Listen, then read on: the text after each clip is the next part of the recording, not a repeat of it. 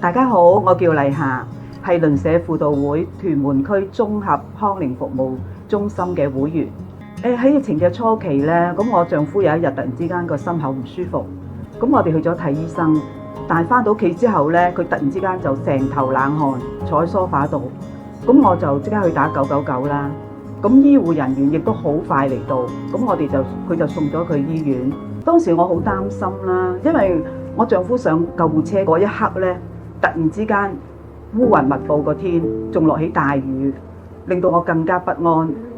咁喺佢住院期間呢，佢要做手術，我只能夠將物資送到醫院，我見唔到佢。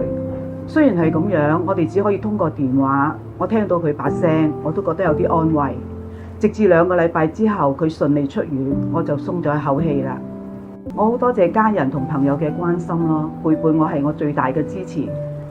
佢哋令到我唔會感到孤獨，亦都喺我困難之中得到一啲安慰。我會學識珍惜每一日，即使生活點樣困難，我依然好努力尋找我生活嘅小確幸。我個作品就係第一章，我就係回顧嘅我嘅一生啦。咁第二章呢，我就希望每一朝可以同啲朋友去食一個好早餐，有一杯靚嘅咖啡。咁第3幅呢，我就希望我啲仔女啊嗰啲會得閒返嚟食飯啦，一家團聚啦。咁第4幅同埋第2幅都係同我先生去享受出去行下欣賞下大自然啊，咁樣度過我哋嘅晚年咯。